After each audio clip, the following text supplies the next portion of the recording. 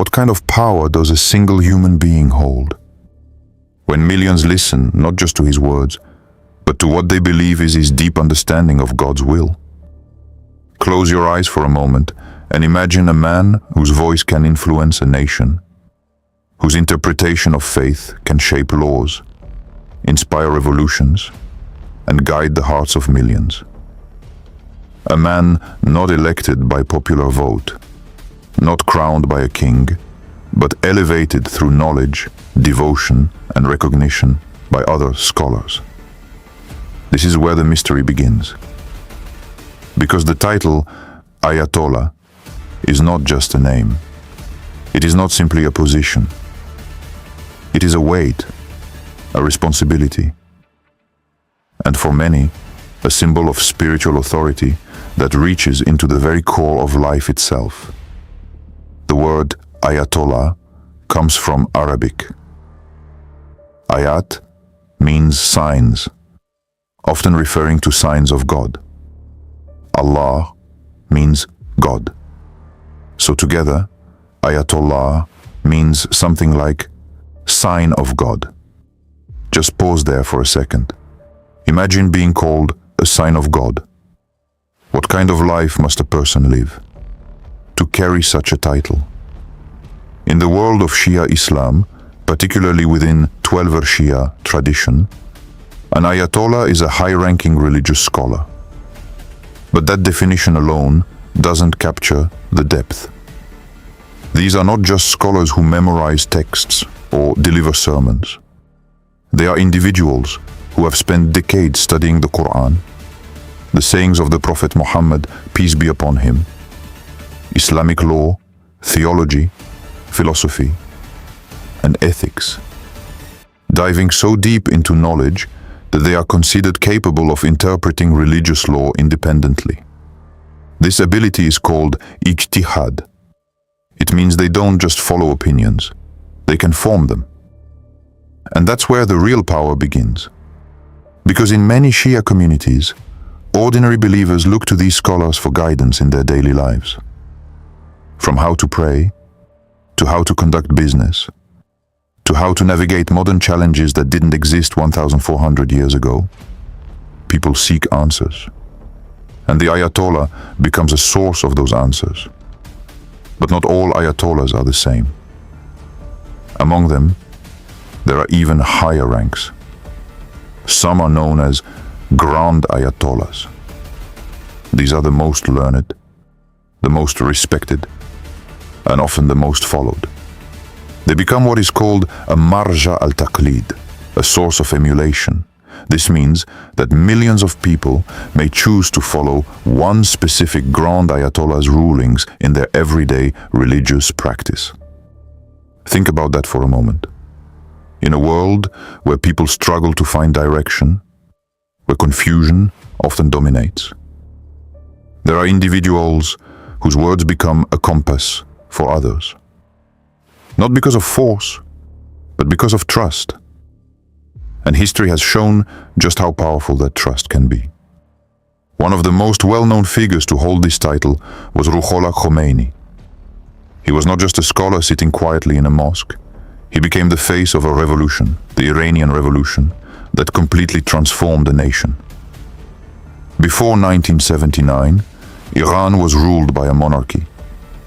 But Khomeini, as an Ayatollah, challenged that system. Through speeches, writings, and unwavering conviction, he mobilized millions. And when the revolution succeeded, he didn't just return as a religious leader. He became the supreme leader of Iran, merging religious authority with political power. This is where the concept of an Ayatollah becomes even more complex, because it is not only about spirituality, it can also intersect with governance, law, and society. In some contexts, an Ayatollah's influence extends beyond the mosque into the structure of an entire nation.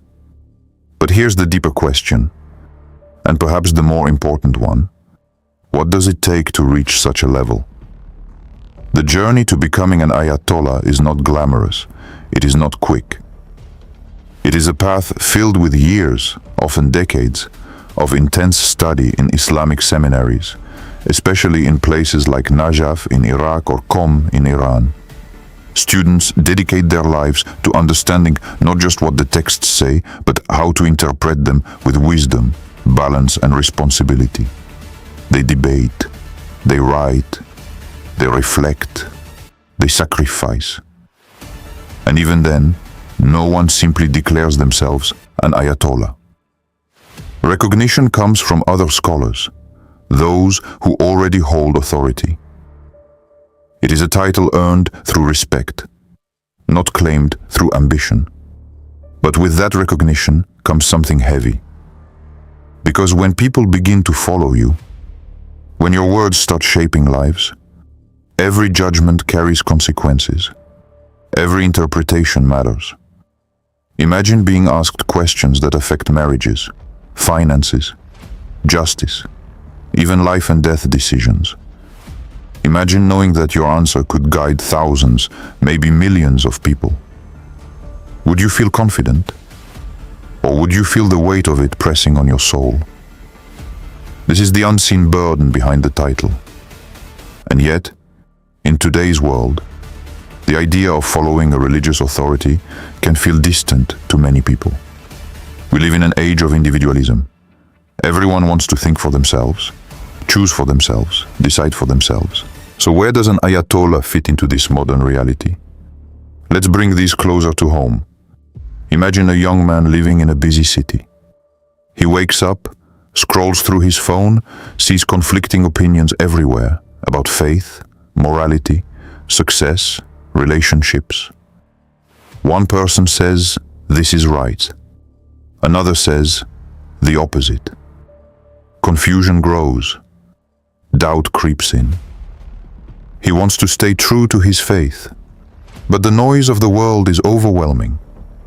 So he turns to someone he trusts, not a random voice online, but a scholar whose life has been dedicated to understanding religion deeply. He finds clarity, not because the answers are easy, but because they are rooted in knowledge, tradition, and careful thought. That moment, that connection, is where the role of an Ayatollah becomes real. It's not about control, it's about guidance. But like any position of influence, it also comes with risks. History has shown that power, whether political or religious, can be misused if not handled with sincerity and accountability. That's why within Islamic tradition, scholars are constantly reminded of their responsibility before God. Knowledge is not meant to elevate the ego, it is meant to serve the nas, the people. And perhaps that is the most important part of this entire discussion. Because when you strip away the titles, the history, the politics, what remains is a simple but profound idea. A human being dedicating their life to understanding divine guidance and helping others live by it. But even then, no Ayatollah is considered infallible. They are respected, followed, and trusted, but they are still human.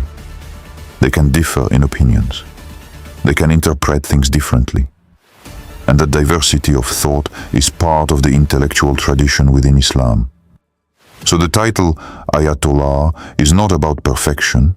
It is about striving to understand, striving to guide, striving to carry knowledge with humility. And maybe, just maybe, there is something deeply powerful in that. Because in a world where many chase fame, wealth, and recognition, there are still those who dedicate their entire existence to seeking knowledge and serving others through it. So the next time you hear the word Ayatollah, don't just think of politics or headlines. Think of the years of study, the nights of reflection, the responsibility of guiding hearts, the weight of being seen as a sign of God. And then ask yourself something deeper. In a world full of voices, who do you choose to listen to? And more importantly, what kind of guidance is shaping the person you are becoming today?